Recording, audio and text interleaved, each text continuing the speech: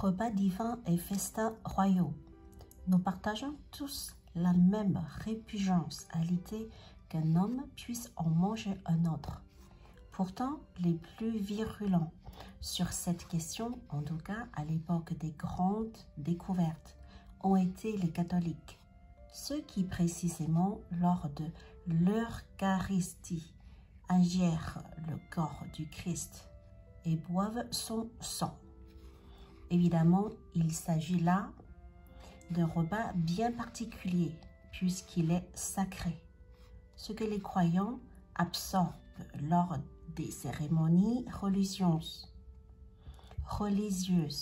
C'est une hostie, un petit morceau de pain qui manifeste la présence même de ce corps.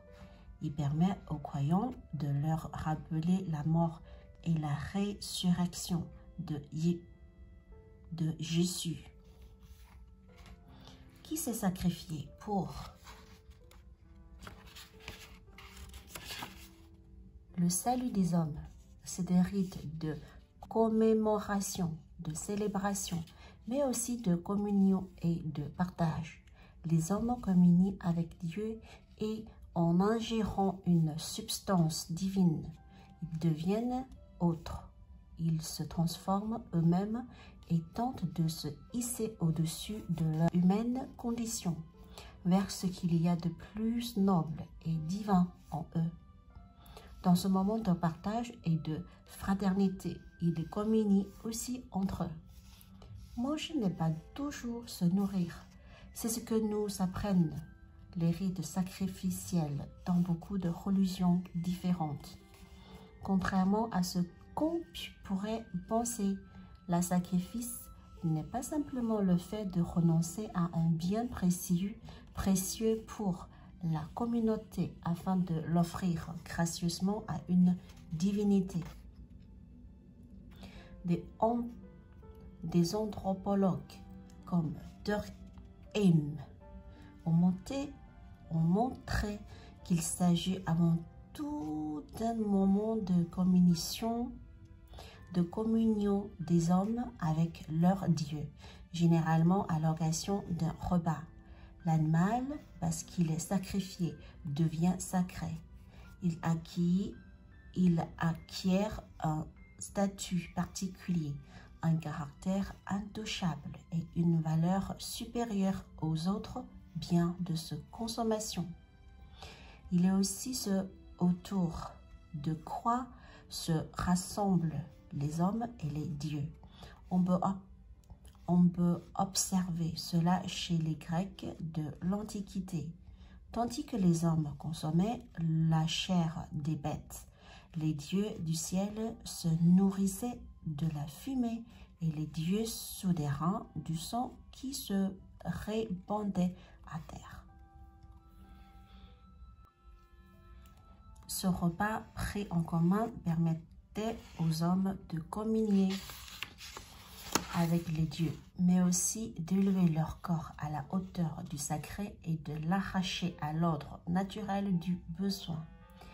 Il existe donc des nourritures sacrées dépourvues de vertus alimentaires, mais qui ont une fonction toute symbolique.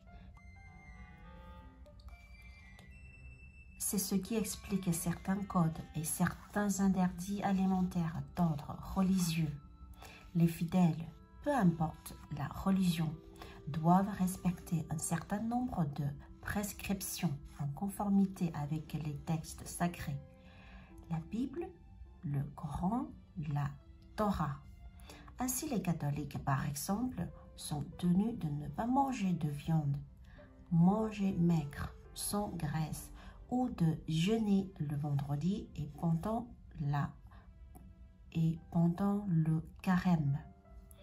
Les musulmans doivent se nourrir d'aliments halal, c'est-à-dire autorisés par l'islam, et ne rien consommer pendant le ramadan, du lever au coucher du soleil. Quant aux juifs, ils utilisent le mot caché pour désigner les aliments que le code judaïque permet de consommer. Chaque interdit est motivé par la parole divine rapportée dans les textes sacrés. Se conformer à ces rites alimentaires religieux, c'est vivre en conformité avec sa foi, se rapprocher de Dieu, quitter la réalité simplement matérielle pour s'élever vers les puissances spirituelles supérieures.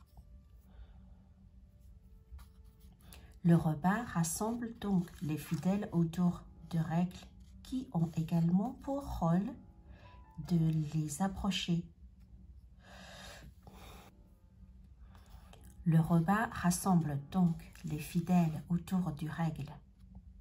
Le repas rassemble donc les fidèles autour de règles qui ont également pour rôle de les rapprocher de Dieu.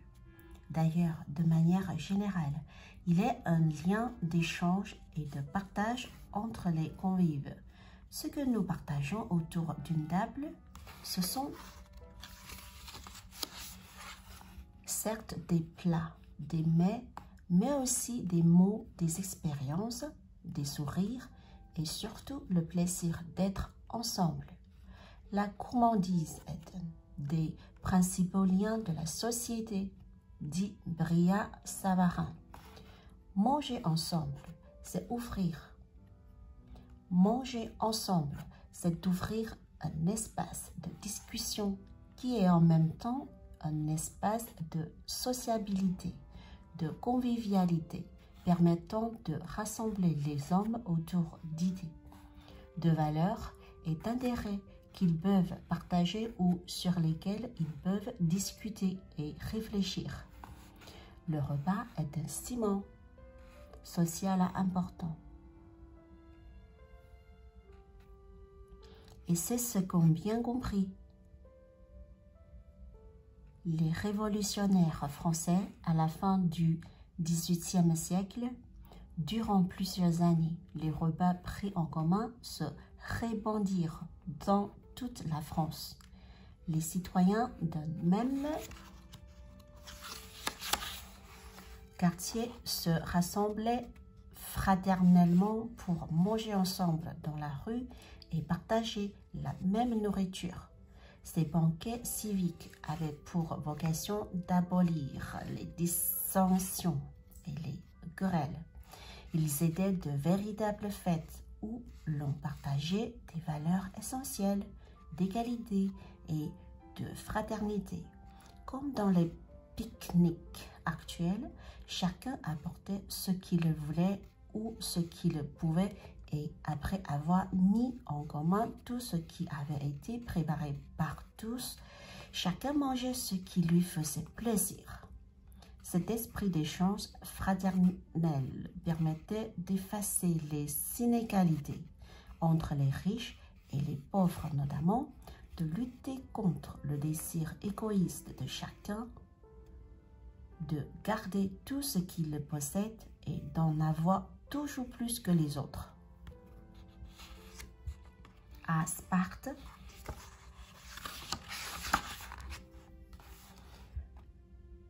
Lycurgue utilisait ses repas en commun pour combattre les différents excès nuisibles à l'égalité sociale et au bon fonctionnement de la société, notamment la propension. Lycurgue utilisait ses repas en commun pour combattre les différents excès nuisibles à l'égalité sociale et au bon fonctionnement de la société, notamment la propension des riches à parasser devant des tables trop garnies. Manger ensemble une nourriture commune et frugale, c'est savoir se contenter de peu, s'abstenir d'envier ce qu'a son voisin et lutter contre le goût de luxe et de paresse.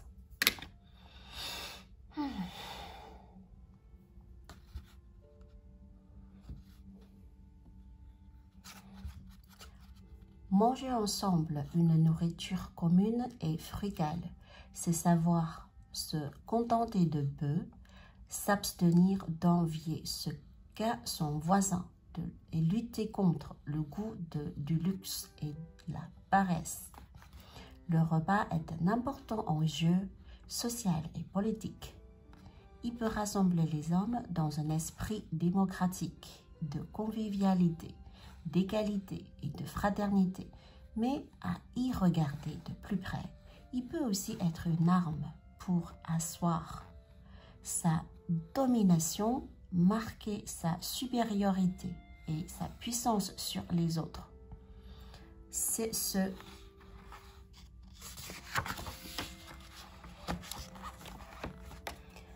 qu'avait bien compris Élisabeth Ier, reine d'Angleterre au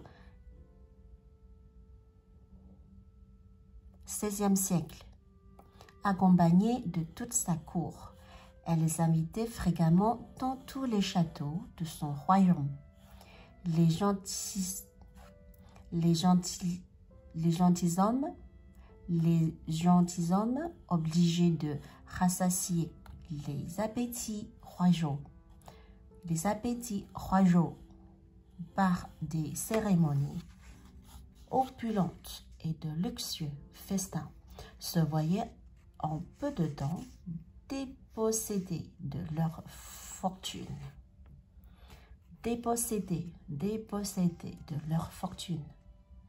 Et quand leur puissance était amoindrie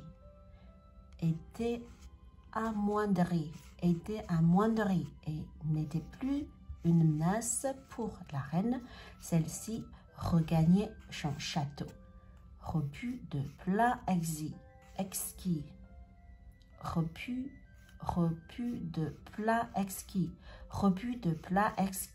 et de puissance retrouvée.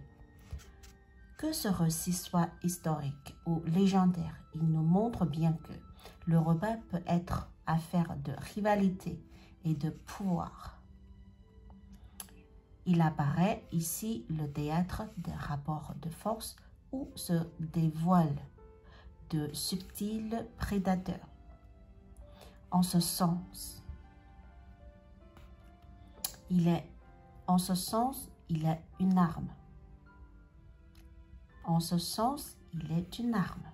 C'est ce que montre Marcel Mauss à propos d'un rite social particulier étudié chez les Indiens d'Amérique du Nord. Le potlatch, qui signifie nourrir, consommer, désigne les fêtes et les festins de tribus qui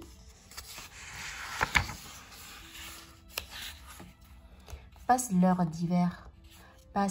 hiver dans ce perpétuel banquet.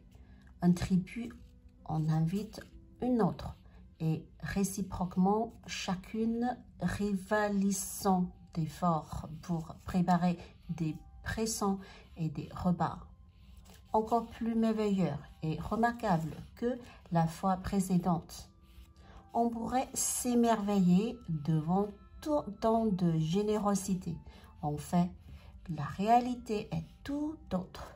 Ce n'est pas un échange aimable et bienveillant entre deux tribus solidaires, mais plutôt un combat particulier, non armé, où il s'agit de surpasser ses rivaux en les écrasant d'une générosité qu'ils ne pourront rendre. Le potlatch est un système très codifié qui règle les rapports entre les tribus. Chacune a obligation de donner, d'accepter et de rendre l'invitation qui lui est faite. Celui qui organise le festin et dépense sa fortune montre aussi sa puissance, sa supériorité sur la tribu rivale, qu'il l'humilie par tout cet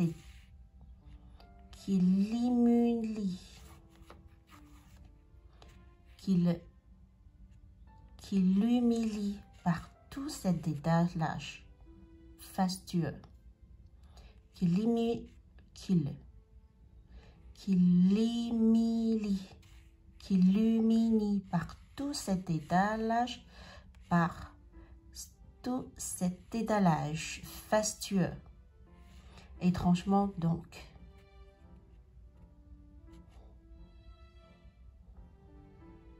Qu'il humilie par tout cet étalage fastueux. Étrangement donc, le meilleur moyen de dominer son rival n'est pas de lui refuser sa table, mais de l'y convier en le plaçant dans une situation de débiteur, d'obligé. Refuser l'invitation, c'est comme une déclaration de guerre.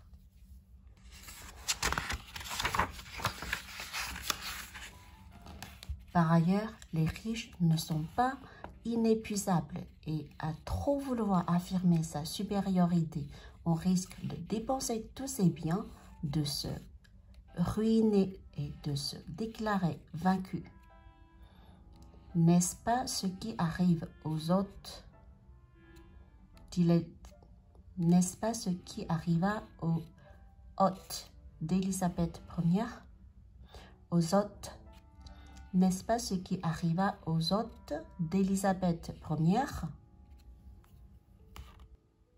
好啦，今天的视频我们就先读到这里啦，下次我们再继续。我是妹妹，拜拜。